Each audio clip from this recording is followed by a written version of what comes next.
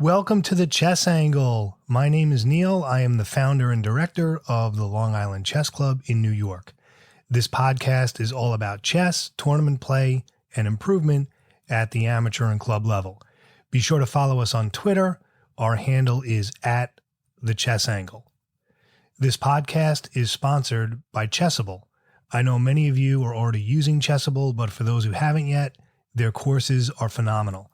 Chessable uses science-backed learning and the concept of spaced repetition to increase retention and ensure that you're learning the material. Check out chessable.com today, and keep in mind that at the time of this recording, Chessable is having their candidates tournament sale. That is through Tuesday, July 5th. Many of their courses are discounted up to 50%, including Master the French Defense, which I will be recommending and speaking about in this episode. All of those Chessable links are in the show notes, so be sure to check those out. So let me start by talking about the candidates tournament a little bit.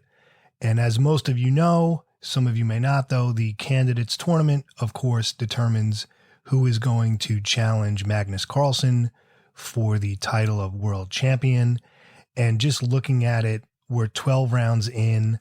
I'm recording this a little late. I'm actually recording this on July 2nd, which is the day before this drops. I usually do it in advance, but you can probably hear it in my voice. I've been fighting an upper respiratory infection for a while. Just starting to feel a little better, but June has not been a good health month for me, but that's how it goes. But at any rate, I haven't been following, if I'm being honest, the candidates match as much as I would have liked. But just looking at it now, you have Nepo in first place, with 8.5 points. So it's pretty much his to lose if I'm reading this correctly. It looks like he just needs a draw tomorrow, which is the day this episode drops. So by the time you hear this, if you listen to this, let's say Sunday night or something, we may have a winner by then, because he just basically needs half a point. He just needs to draw, and he won it. Of course, I was rooting for Fabiano, just being from New York. He's from Brooklyn, I believe. I was born in Queens. Would have been nice. As you know, I've mentioned before, I met Fabiano.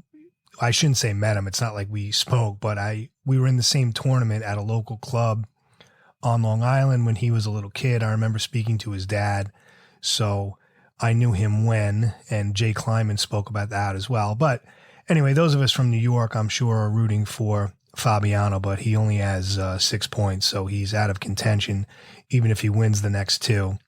He had 3 losses so far. But anyway, it looks like Nepo is going to win it. So the way it works, and I'm looking at chess.com's coverage, which is quite good. So basically, today's a rest day. Tomorrow's round 13, and then the final round is Monday, and then the tie breaks are July 5th. So we'll see very soon, but it looks like we're, pretty much down to the wire here.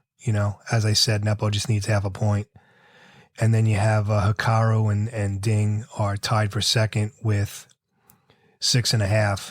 So, do they win both their games? I don't know. But we shall see very soon. All right, so let's bring this back down to earth and to the amateur level instead of all these 2,700 ratings I'm looking at.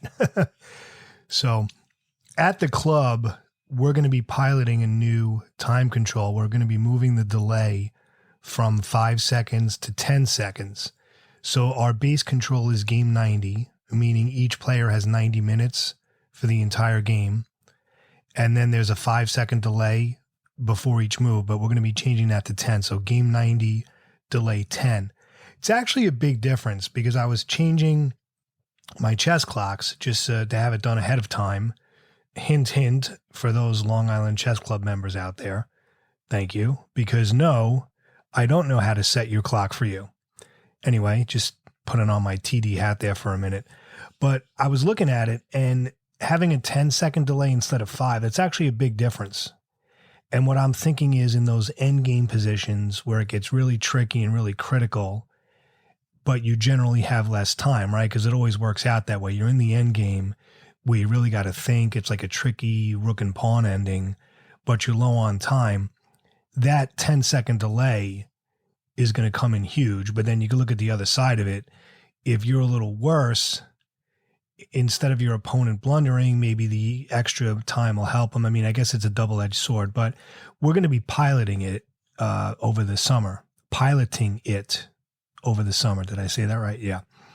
So we're going to try it for July and August, see how it goes. Those are 2 4-round events because I just want to see how it works overall, what people think of it, and if it changes the end time for the evening. I don't think it should make that much of a difference.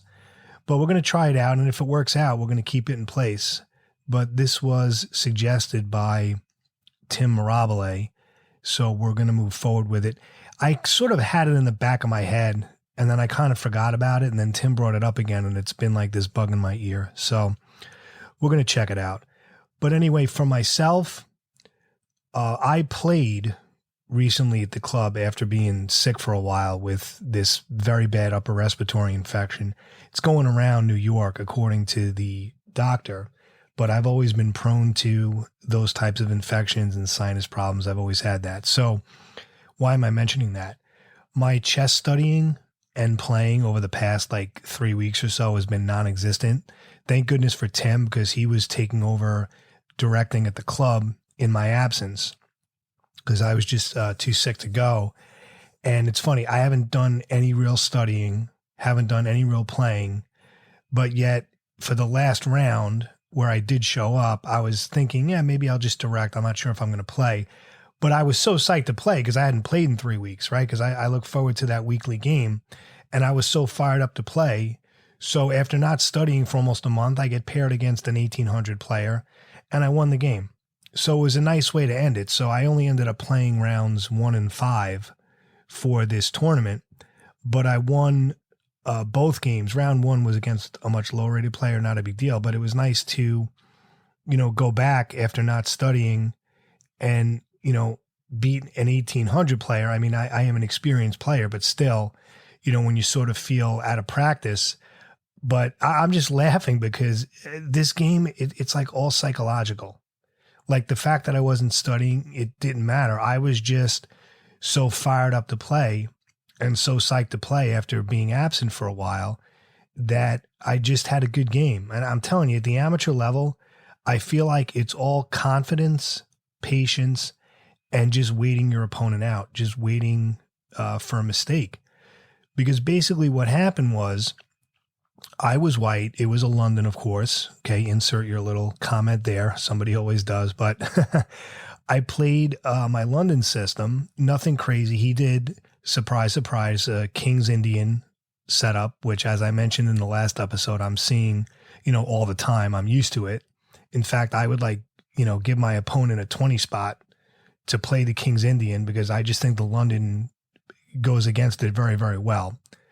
But anyway, that was a joke, of course, for all you literal folks out there. But anyhow, he did a King's Indian type setup with, knight f6, g6, and bishop g7, the fianchetto and castled. And I didn't do a jabava, which plays very well against that as well. The jabava is a London system variation where after d4, what you do is you play knight c3 right away, and then bishop f4, and then the queen goes on d2. So you have that battery with the queen and the bishop because black's bishop is on that dark square. So you get an attack. In other words, having the light squared bishop on d3 is not as much of an issue or not as much of a threat against the King's Indian because, his pawn went to g6. Okay. So, but the thing is, I didn't play the jabava because I'm still kind of getting new to that variation. And I just, after being out for a while, I just didn't want to try it. I'm not quite comfortable yet to do it with my classical games. But of course, that's probably an erroneous statement because at some point you just have to jump in. But the point is, I played a more traditional setup. After d4, I did the usual bishop f4, e3, and then knight f3. And then which is common against the King's Indian, what I did was I played c4 instead of the usual c3 knight d2 or knight b d2. I played c4 because if black lets me play c4 against the King's Indian, why not? Why not grab all the space you can? So I played c4 and then knight c3. So you had that, which is a beautiful square for that knight. And then, you have threats of jumping to knight b5, and sometimes, c7 can be weak. But that's how it developed, just sort of regular development, nothing crazy. And then I ended up playing a pawn lever later on. I mean, I won't go into the weeds of the exact position, but just thematically speaking, I played like a4. There was some action on the queen side with the queens, and I played this pawn lever. A pawn lever is like basically a pawn move or a pawn thrust that threatens to disrupt your opponent's pawns or maybe win a pawn or possibly increase or improve, I should say, your pawn structure. So I played this pawn lever and I was convinced that it wins a pawn. Of course, when I put it in the engine, it's perfectly fine. Like black is completely equal. He can get out of it and not lose a pawn. I didn't see it. It was like a subtle queen move, but I played this pawn lever and I could tell it threw him off. And what happened, I should say, this is so common at the amateur level. The opponent sees a move that is not a problem at all. He can get out of it easily, but he ends up going into some complicated line that makes his position worse. So what happened was I played this a4 and then he ends up in the middle of the board. So remember a4, this is all the way on the queen side.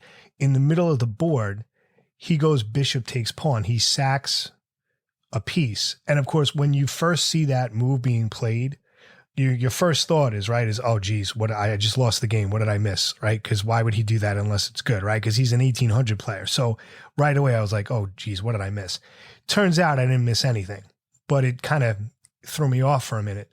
He ended up sacrificing a piece for 2 pawns, but there was no compensation. Like there was nothing there. And I ended up, winning the game. I mean, I had to be careful because he had some extra pawns and they were connected and in the middle. And, I was worried that maybe there was some counterplay with a pawn storm, but there really wasn't anything there. And just a lesson from that, you don't want to start sacrificing pieces like that unless you clearly see the compensation.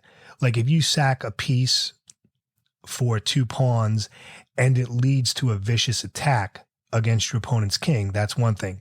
If you sack a piece and it leads to a mating net, or if it leads to checkmate, or if it leads to you winning the piece back and then you're up 2 pawns, that's a different story. If the sacrifice, say, allows you to secure knight on the 6th rank and totally wreak havoc on your opponent's position, then it might be worth it. That type of thing. But I'm looking at it and there was no compensation for it, like nothing. And I took my time and I'm analyzing it, and I was confident that it was wrong. I mean, I spoke about this in the couple episodes ago where I did the game analysis 3, where against that 2100 player, I just completely lost my confidence for some reason. But here I'm looking at it and I realized, I was like, there's nothing there. I'm not going crazy. And so I accepted it. He ends up getting 2 pawns for the piece, but again, there's no compensation. Now the queens are still on the board, so I have to be careful, and it was a little tricky, but I ended up winning shortly afterwards. But the point is, this happens all the time at the amateur level, and those of you just kind of getting into tournaments, you're going to see that, where your opponent will make kind of an unsound sacrifice. It happens all the time. Now in this case, he thought that was the only way he could get out of it. He thought my pawn lever was so winning that this was the only answer. But it turns out we were both wrong. He was wrong about that, and I was wrong that my pawn lever was as strong as I gave it credit for. I was convinced it wins a pawn, but it doesn't. Still a good move, though. I mean, obviously it caused him to make this mistake, but another takeaway from this is that you really don't have to force things at the amateur level, even against higher rated like 16, 17, 18, 1900 players. Just play solid chess, and a lot of times they'll just make a mistake because you hear this, oh, you need to play aggressive, right? Aggressive chess is winning chess.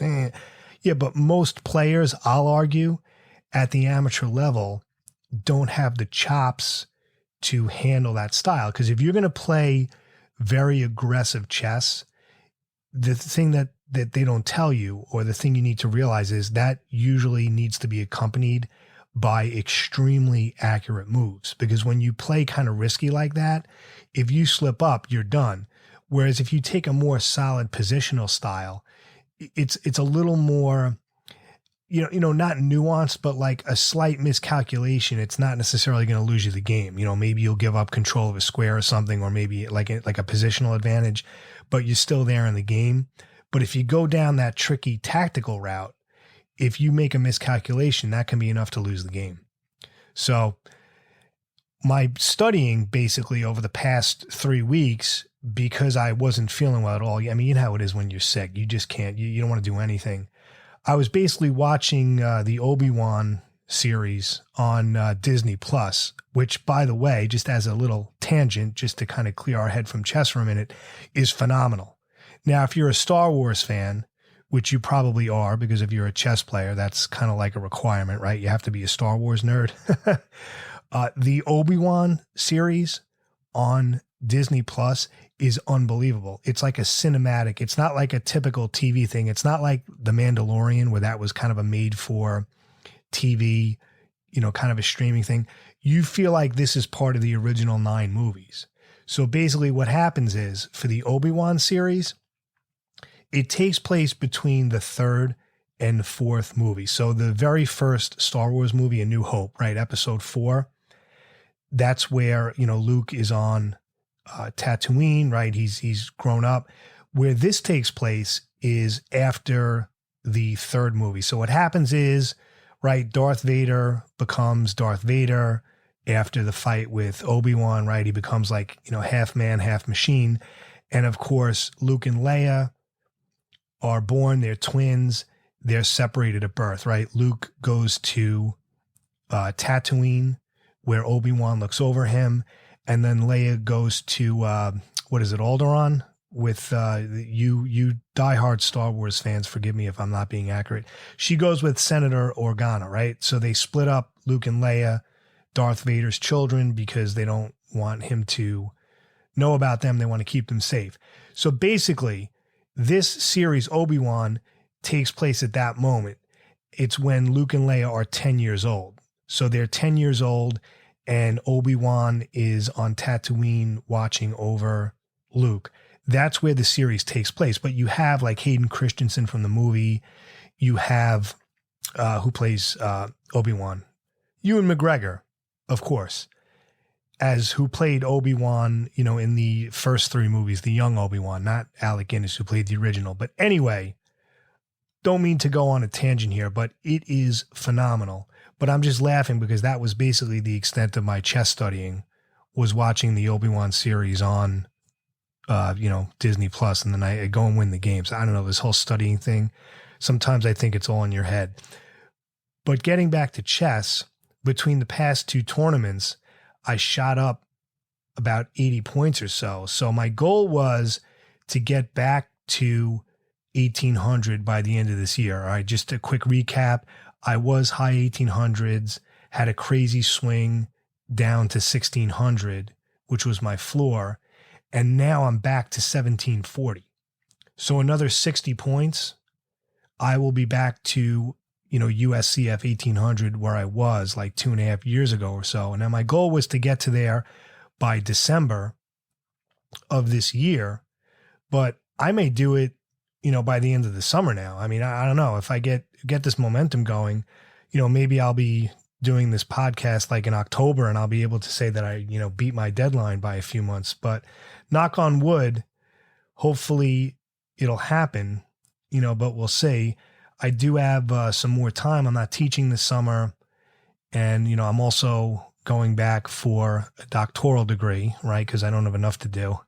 But I'm taking the summer off of that. So if I have a phenomenal summer, who knows, maybe by September or so, I'll be back to 1800 where I was, but I'm slowly kind of getting my groove back after, a crazy swing in my rating, but that's typical at the amateur level. Now, before we get to the French defense, don't worry, I didn't forget about that. I know we're like 20 minutes in. It's like, when's this guy going to talk about the French defense? I will. Just a lot's been happening as far as the amateur chess scene in my life. So I just wanted to share these thoughts, but I want to share one more thing. And what I'm about to say, this is not an original opinion, but it's something I want to echo myself, and something that's important and something that bothers me, which is the fact that chess improvement too often is always put in the context of becoming a master or a grandmaster, right? Like that's what chess improvement is. Well, chess improvement means that you need to be 2200. And I'm really bothered by that. And I'm bothered by statements such as, oh, well, this isn't going to work at the highest levels of chess. Or if you play that opening, that's not going to work at the highest levels of chess. Or, you shouldn't play this way because that's not going to work at the highest levels of chess. So two things. First of all, who's playing at the highest levels of chess? Okay. Who are these people? I'm going to go back to the Seinfeld quote. Who are these people? Okay. I'm not playing at the highest levels of chess. Most of you listening are not playing at the highest levels of chess. Okay. No one listening to this podcast was playing in the candidates tournament this weekend. Okay. So why are people making these comments to adult improvers and players rated, 1,000 or 1,800 or 1,500? Well, that's not going to work at the highest levels of chess. Who's playing at the highest levels? We're talking about improving at the amateur level. It's a completely different thing. Okay. Most players, they just want to get from like 1,000 to maybe 1,200, which by the way is a very big deal. Or they want to get from 1,200 to 1,500, which is a big deal. Or they want to get, like in my case, I'm now in the 1,700s. I want to get back to 1,800 where I was and hopefully stay there for a while and not drop back down again. That's a big deal, right? But I'm so annoyed of everyone's making comments like, well, that's not going to work at the highest levels of chess. I mean, I get told all the time, well, Neil, the London system, it's okay at the amateur level, but if you ever play at the highest levels, you're going to have to learn something else. When am I going to, I'm never going to do this.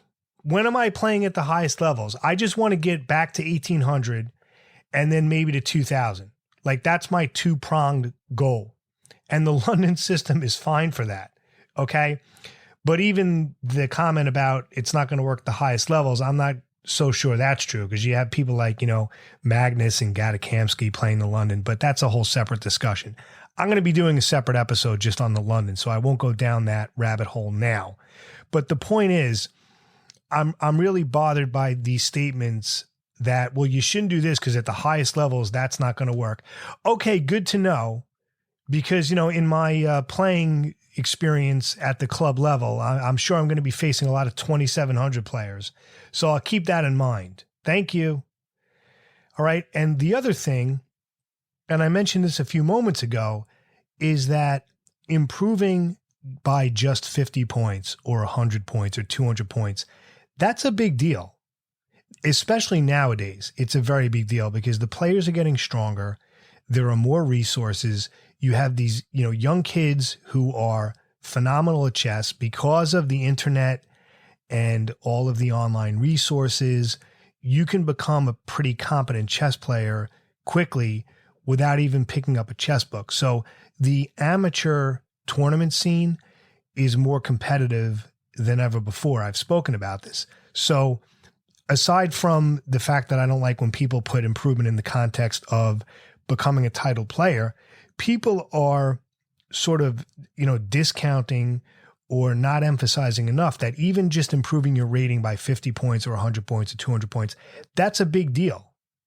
All right. So I'm going to step down from my soapbox now, but I just wanted to make that very important point that I don't think it's good for the discourse at the amateur level and for adult improvers to think that chess improvement only means becoming a 2,200 player or above. Absolutely not. And I think for most people listening to this podcast, that's really not the goal. Your goal is probably more in line with like what I'm shooting for, just getting back to where I was, getting up a few, 100 points, and you also have to factor in your life and your schedule and your whole thing and your study time. So for me, my goal again, I want to get back to 1800 where I was. And then at this point, sometime, I guess, before I die to, get to 2000, right? If it happens when I'm 80, it happens when I'm 80, but that's my goal to achieve expert. Like that's realistic. If I said my goal was to get to 2200, that would be an unrealistic goal. I just don't see it happening. All right. So now let's get to it. Let's talk about the French defense for club players. So as a chess player, you will of course need a consistent and reliable response to 1e4, which of course is the most common opening by white. Most players use it. Fischer called it best by test. So you need a solid response to 1e4. What I'm advocating is that the French defense can be used as a complete system against 1e4. I think it works very well at the amateur level. Now, of course, the French defense is beyond reproach. You really can't criticize it. Now, some people might not like it stylistically, and that's fine, but no one can say that the French defense is a bad opening, because if anybody says that, that just puts his or her credibility into question, because the French defense is one of the most respected openings in the repertoire. It's been around forever. Whether you're a beginner or a super GM, the French defense is a very well-respected, very solid opening against 1e4. We can argue about the London system and some of these other things, but the French defense is about as solid and respectable an opening as you can get. And here's how I'm going to organize this portion of the episode. I'm going to kind of walk this back from the beginning. That's just the teacher in me. I just like to be very thorough. I know most people listening to this are probably rated below 1500 USCF, which is really the target audience for this episode. But that being said, I think higher rated players will get something out of it as well. But I'm going to walk this back to the very beginning just for the sake of thoroughness. So we're going to talk about openings in general. Then I'll explain what the French defense is. Then I'm going to tell you why I think the other choices against e4 are not good, in my opinion. And then I will get into the actual French defense and give you some recommended variations. At the end, I will give you some resources. It's only 3 because I don't want to overwhelm anybody.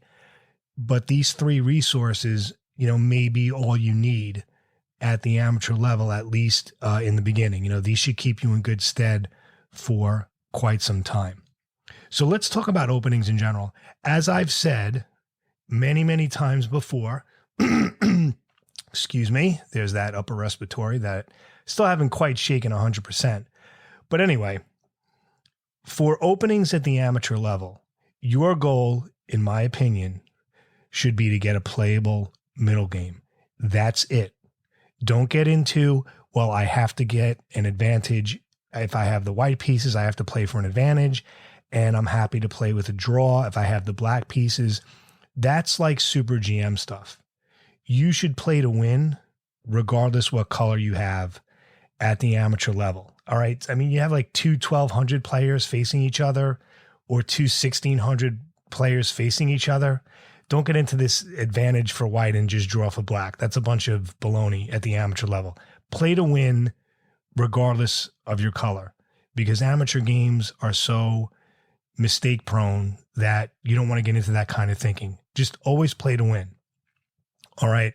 But the purpose of the opening is to get a playable middle game. So if you have a middle game, regardless of what color you have, if you get to the middle game and your position is equal, slightly better, or much better, then your opening was successful as far as I'm concerned.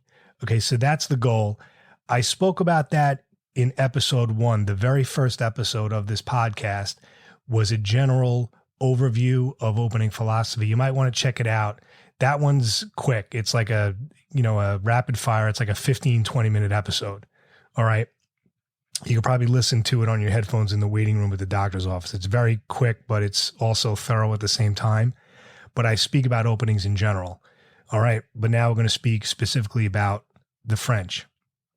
Now, let's talk about what the French defense is on a very basic level. Okay. So white opens with E4. Okay. This is in response to E4, the French defense. Now, classical opening theory, right? You know that you need to control the center. I'm sure you've heard that. White is going to try to get in E4 and D4, right? The so-called classic pawn center.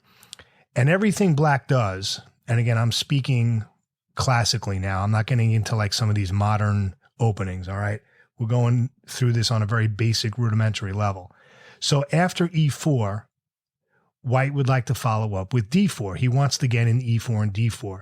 Black, of course, wants to prevent this, right? And if you look at all the common responses to E4, every move black makes prevents D4, or if it allows D4, it counterattacks. So for example, after E4, the traditional symmetrical response, E5, prevents D4, right? Because if he plays D4, he can trade pawns.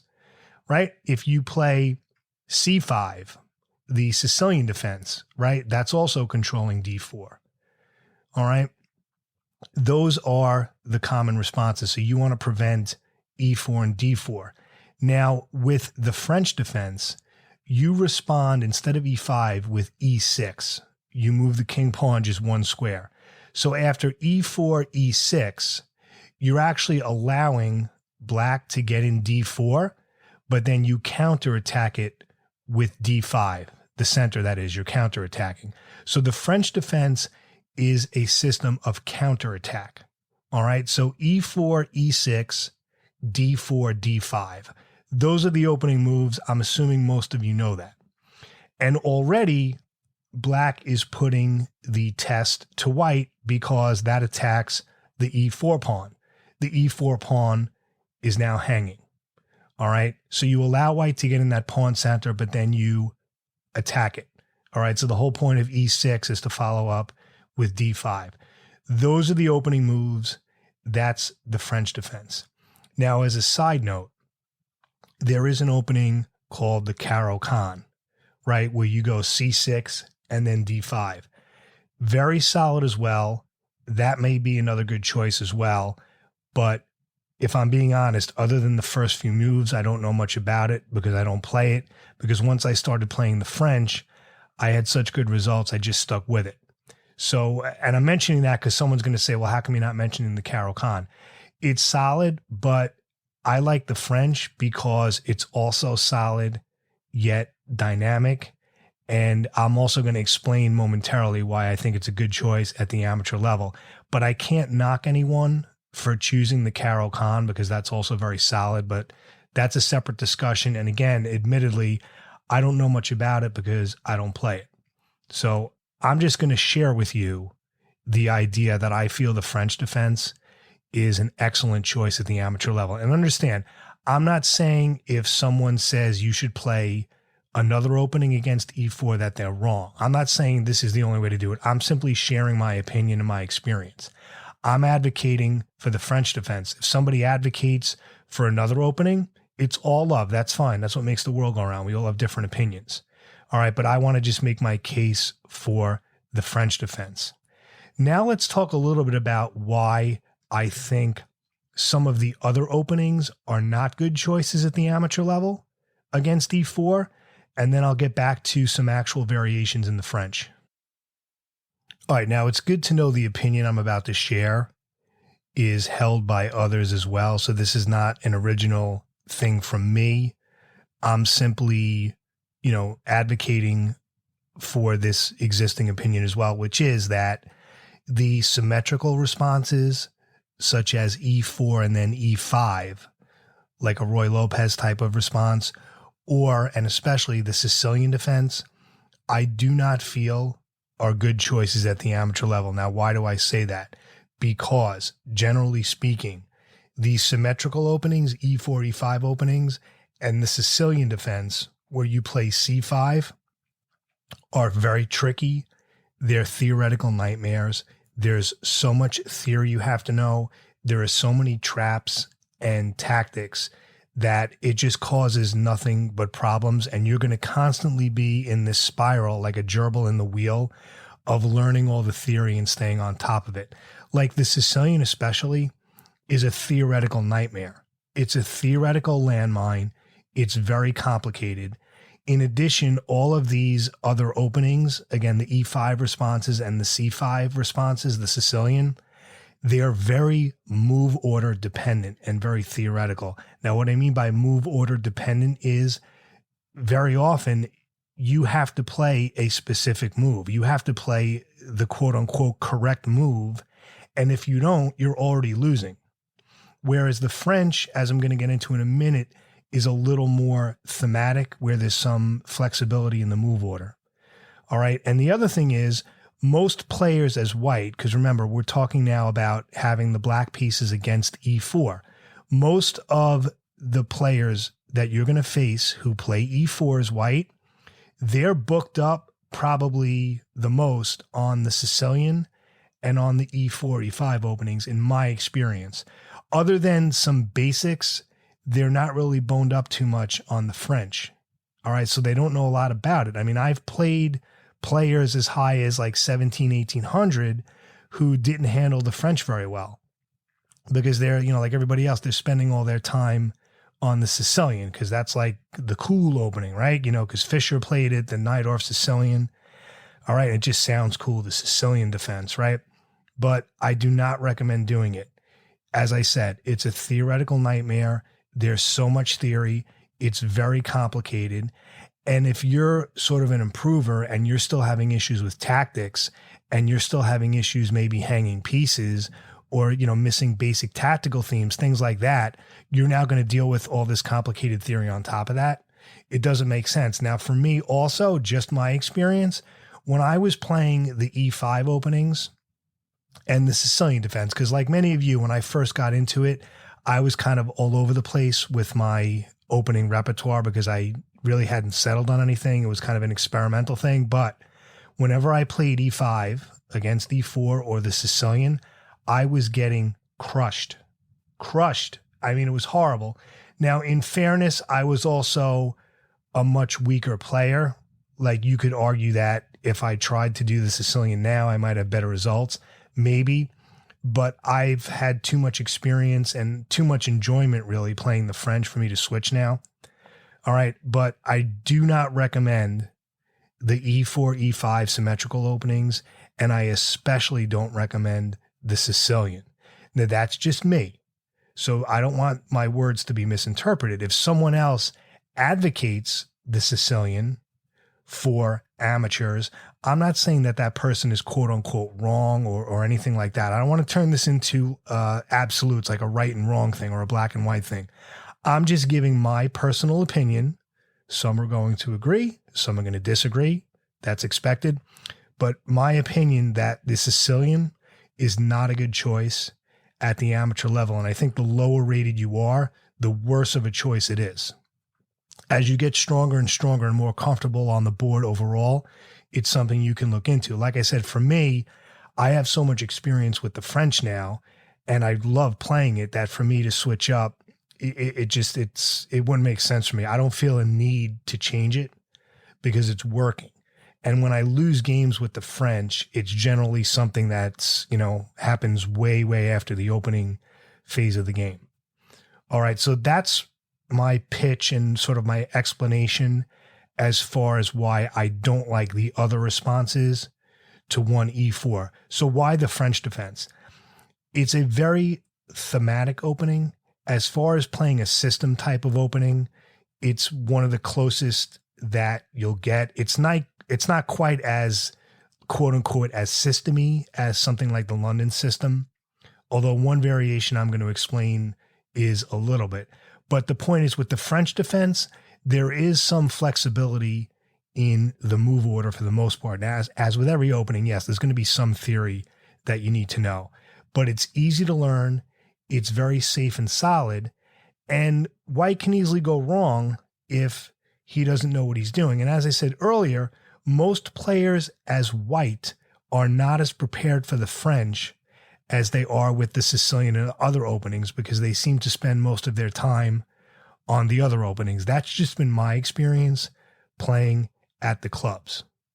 Now, believe it or not, I would say about 95% of the time, there's really only 3 variations you need to learn for the French defense. And as I said, for about 95% of your games, this is all you need. And then for the other 5%, for those unusual openings, those are covered in the resources at the end. And by the way, that's all linked up.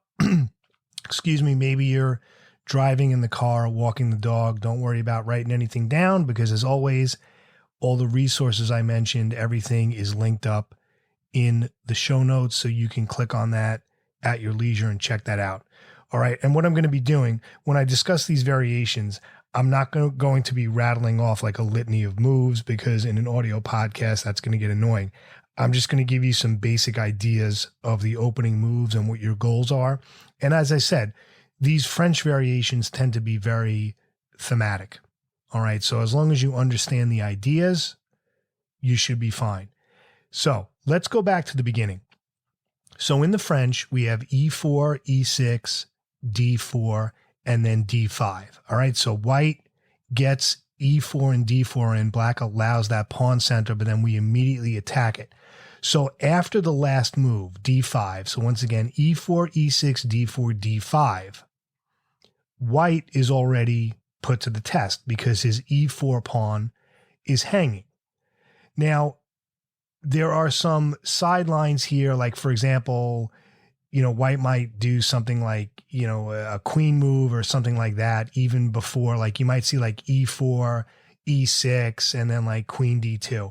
Those sidelines are covered in the resources. In fact, the Simon Williams, Why Simon Loves the French Defense on chess.com, he has a whole separate video on all of the sidelines. I mean, it's the same thing with the Chessable one as well. But I don't want you to worry, because all this stuff is covered in the resources. So after E4, E6, D4, D5, white has to deal with his E4 pawn, which is hanging. And there are 3 main ways that he can do that. Let me explain each one briefly and then in detail.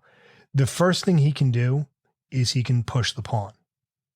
Okay, he can go E5, he advances the pawn. That's why it's called the advance variation, right? Where he gains space. The second thing he can do, if he doesn't want to push it, is he can simply exchange it, right? He goes E takes D5, and then black goes E takes D5. So those closed types of positions that the French is known for, with the exchange variation, that kind of goes away because you're trading right away. So that's the exchange variation. And then the third variation, which is sort of the secret weapon of this episode, well, sort of, but a lot of people don't know about this. That's why, is what's called the Fort Knox variation. And I'm going to explain what that is. This is where white plays either knight D2, like a Tarrasch opening, or knight C3. In other words, he defends the pawn on E4. And it doesn't matter. The beauty about this Fort Knox variation, it doesn't matter if white goes knight D2 or knight C3, because our response is going to be the same. We're going to trade on E4. All right. So just to recap, the E4 pawn is being attacked. White can either push it, trade it, or defend it, right? That's kind of the easy version. So let's take each of those in turn. All right. The advance variation is very common at all levels. All right. So after E4, E6, D4, D5, white pushes the pawn with E5. And this does several things. It locks in the pawn chain in the middle, right? It creates a locked pawn center. It gains space. All right. But now his D4 pawn can be weak a little bit. But this is sort of your typical closed French defense position. And you'll notice after that move, white's light squared bishop on C8 is now a bad bishop. You probably know that. That's the typical bad bishop in the French, and black will usually try to trade it, all right, for one of white's, active minor pieces, all right? And your idea in the advanced variation, you're going to throw everything but the kitchen sink. Right? Is it everything? It's one of those sayings you think, is it everything but the kitchen sink or everything and the kitchen sink? I think it's everything but the kitchen sink. But anyway, you're now going to immediately play C5. Like we talked about, like how there is some theory. Generally speaking, after the advanced variation, E4, E6, D4, D5, you want to play C5 immediately because you're now going to hit that D4 square. Okay? And when we develop, you always want to develop your pieces with a common goal. All right, developing isn't simply just moving them off the original square. So you're going to throw everything at D4, right? So you're going to follow up with moves like knight C6 and then queen B6. The light squared bishop usually goes bishop to D7. And that's important as well because it also prevents any checks or tactical nonsense on that diagonal. Like bishop D7 is always a good move. All right, and then a lot of times you'll get a rook on C8 because the C file opens up, because at some point you're probably going to trade your C pawn for the D pawn. And as far as castling, and again, I'm giving a very, very general overview here, okay? This is like, the advanced variation in 5 minutes or less. Obviously, with the resources at the end, all of these things are explained very thoroughly, but just some general ideas for you to know about the advanced variation. So you have this closed center, but you need to attack it because the advanced E5 pawn that white has, okay, that can cause problems for you. If you don't attack the center as black, you're going to get crushed. All right. So you have that play on the queen side. You're attacking D4. Now, believe it or not, black can actually delay castling for quite some time. And the reason is because the center is closed. Now, I know what you're thinking, or you're supposed to castle right away, right? That's part of good development, yes. But that's generally in the open games, E4, E5, or in games where the center can open up because you want to get your king out of the center. However, when he plays the advance and locks it in with E5, your king is actually quite safe on E8 because the center is closed. And in fact, you got to be careful because if you castle thoughtlessly, white can get a serious attack because of the space he has on the king side. All right, so there's no rush to castle. Black will usually castle in the French, but as I said, there's no immediate rush for it. Okay, and then usually you'll get your knight on G8 will go knight E7 to knight F5, right? Which again further attacks D4. So you're throwing everything at D4. All right, now your two main pawn breaks, again, C5 is played pretty much immediately on move 3. We talked about that.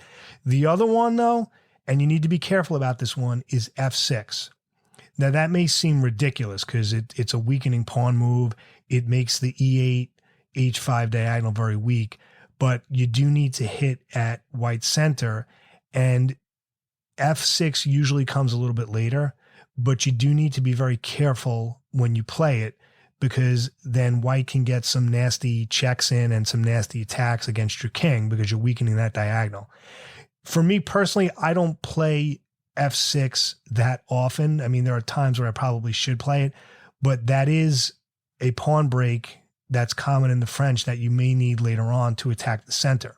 All right, but again, you have to check that one tactically. C5 is standard, and that's safe to play right away. But F6, you got to be careful about. All right. And the thing is, if he trades, you can then develop with your knight and recapture. All right. But hitting the center with F6 is a legitimate idea against the French. But again, you got to check, that there's no threats or anything. Because if you move that F pawn and white gets in something like queen H5 check and he has another piece, you can get into trouble. You just got to be careful. All right. So that's the basic idea. Right? After white plays E5, you're going to play C5 right away, and your piece development is going to aim at D4. All right, at some point, you will likely castle. F6 is an idea, but again, your king is quite safe in the middle for a while because the center is closed. All right, so I guess the best way to say it is black is in no rush to castle, or in some cases doesn't have to. In some cases, his king will go to like e7 or something like that. All right. But again, it's all position dependent. It depends on how white plays. But that's the advanced variation. And again, as far as the moves and the theory and all the themes, that's all explained in the resources. But again, your main idea is to go after d4, right? You want to attack the pawn chain at the base, right? I think that was Nimzovich. All right, let's move on to the next variation now. The next variation, and this is extremely common at the club level, is the exchange variation. So after e4, e6, d4, d5, white immediately trades in the center, right? He goes e takes d5, and then black does the same thing, e takes d5. All right, so the center, it opens up a little bit. The light squared bishop on c8, black's light squared bishop, is no longer a bad bishop because the e6 pawn is not blocking it. So white has a pawn on d4 and black has a pawn on d5. Now, a couple of things about the exchange variation. You will very rarely see this at the highest levels of chess, like super GMs, which again is not something we're interested in, but I'm just throwing it out there. The reason is it tends to be very drawish. It doesn't give white much as far as an advantage. Because remember, when super GMs play, they're not going to do any opening that allows black to equalize immediately. So the exchange variation, it's pretty much already equal. Black has already equalized. But at the club level, it really doesn't matter. At the club level, as white, the exchange variation is perfectly playable. Okay, but remember, you're not the one who chooses to do that. That's white's choice. Okay, you do e4, e6, d4, d5. That's under your control, and how he responds. So if you go into the exchange variation, that's because white chose to by playing e takes d5 on his third move. And then what usually happens here, it tends to be very symmetrical and very drawish, but that's not a bad thing. You need to be patient. But again, this is the amateur level, so you hope that white will go wrong based on tactics or that he doesn't really know what he's doing. But a common thing here is then white will go bishop d3, you'll go bishop d6. Usually the setup here, what you want to do is go bishop d6, and then you want to go knight e7. Now you may say, why not knight f6? Well, because what happens is then you get bishop g5 from white, and that pin can be annoying. So a common way to play, you go bishop d6, and then you go knight e7. And if he goes bishop g5, you can just hit him with f6, right? And then he has to move the bishop, then you castle. But the other reason you want to go knight e7 as black is that you can then go bishop f5 and then trade for white's bishop on d3, which can become a big attacking piece. All right. And you have to be careful. There are some tactics involving, the Greek gift sacrifice. If you castle, he can go bishop h7, but there's also a trap with that where it doesn't work. All right. But generally speaking, you want to develop that way, bishop d6, knight e7, castle. At some point, as with the advance, you want to look to maybe hit the center with c5. That becomes an important move. You may get an isolated pawn that way. But again, even in the exchange variation, you do need to hit at the center. Okay. And, after you castle, you'll probably get a rook on the e-file. Really depends on how white plays. The exchange variation can kind of go in a lot of different directions. But generally speaking, the idea of knight e7 and then bishop f5 to trade your light squared bishop for his bishop on d3, which can be an annoying piece, that's a good idea to play for. All right, I won't get too much into the weeds of it now because that'll be explained in the materials, but that's the basic idea. So with the exchange variation, just to review, it's pretty straightforward. White immediately trades off in the middle, so it's not quite as closed. Tends to be very symmetrical, very drawish. Black is pretty much equal immediately. It's very common at the club level. A lot of players, as white, choose the exchange variation just because it's simple, it's straightforward, and a lot of times because they don't know what else to do.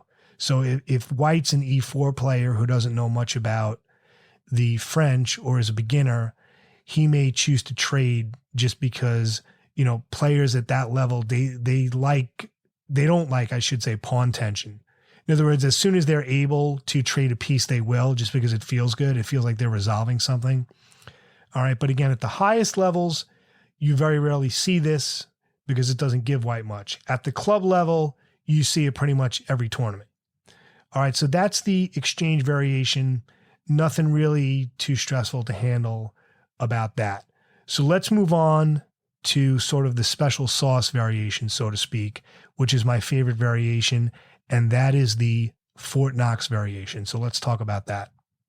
The Fort Knox variation is a very, very solid and somewhat sneaky variation to play, and it works very well against aggressive players of all levels. It's also a variation that a lot of players with the white pieces may not be familiar with. So let me explain how this works. So after our general moves, right, e4, e6, d4, d5, okay, white, of course, has his e4 pawn hanging. Now, we looked at the advanced variation where he pushes it. We looked at the exchange variation where he trades it off.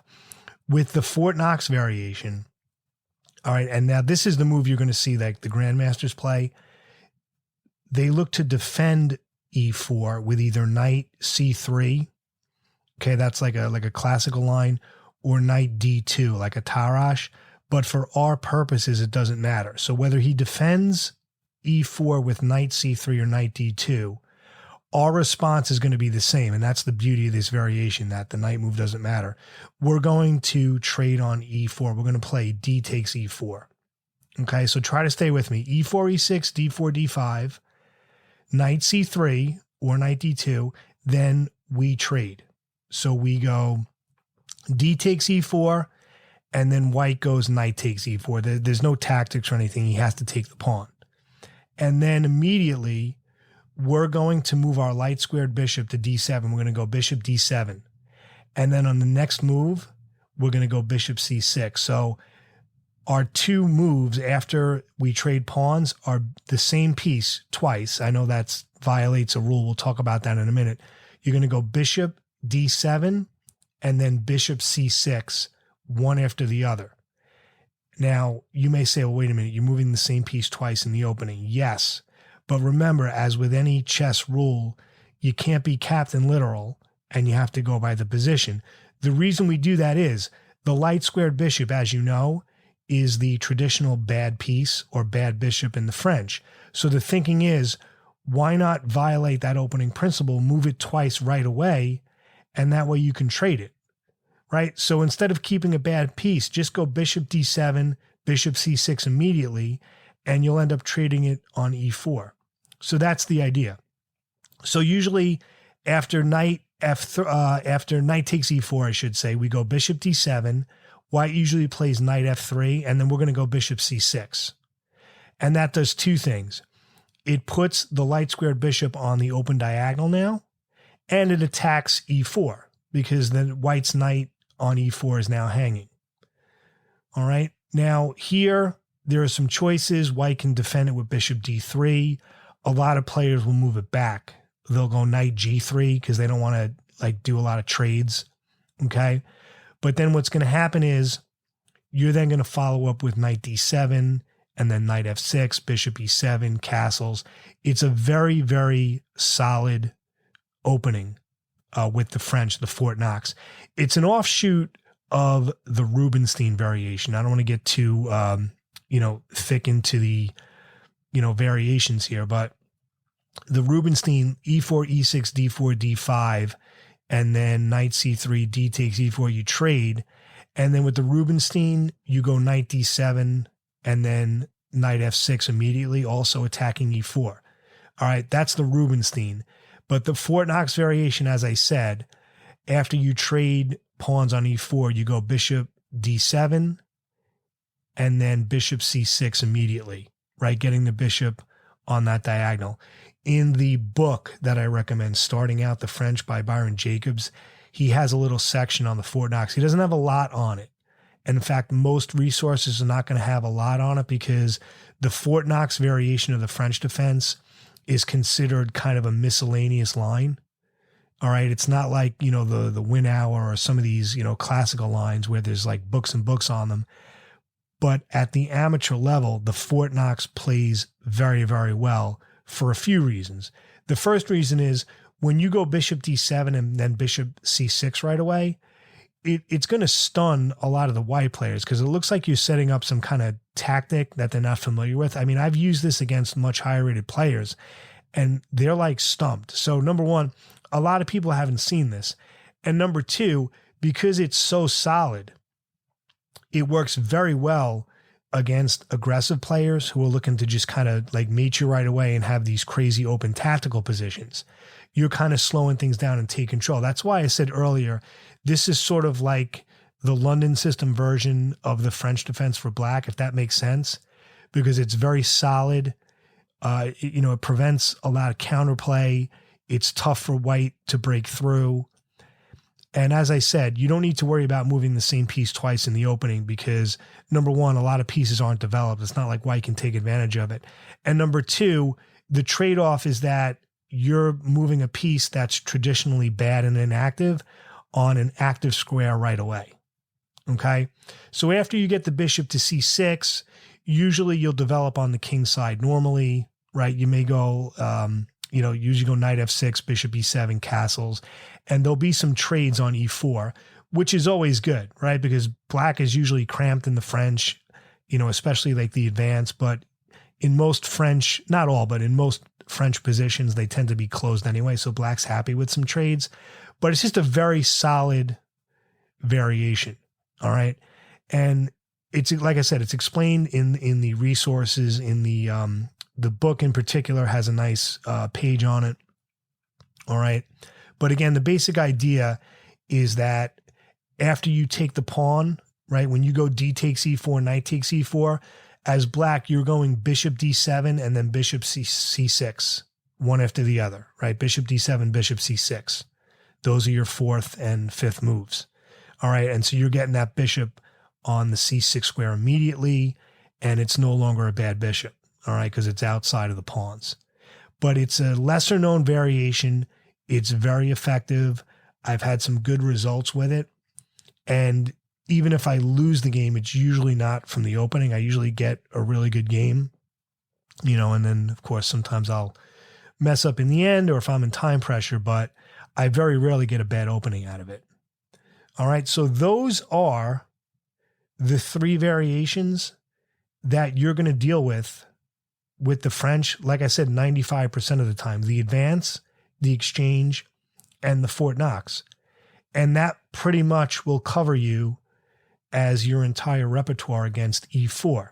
And I just want to reiterate something important. What I explained, I gave you a very, extremely, extremely general overview. There's a lot of subtleties that'll be covered in the resources, but I just wanted to at least get rid of some of the excess and some of the, the overwhelming details when you learn a new opening. Between the advance, the exchange, and the Fort Knox, as I said, that's really all you need. And then for those crazy sidelines, like those internet or those speed chess type moves that some players will do, that's covered in the material, so you can check that out. But to recap this whole thing, I do believe the French defense is an excellent choice as a complete repertoire against 1e4. Okay, so we're a little over an hour here, so I want to get to the resources. I don't know, I somehow thought this was going to be a 30-minute episode, but that's okay. It's probably because I started talking about Star Wars. But anyway, let me just go through the resources quickly, which are all linked up in the show notes. Okay, so you can just click on it and check it out. The first is a book, which, as far as I'm concerned, might be the only book you ever need for the French at the amateur level. It's called Starting Out the French by international master Byron Jacobs.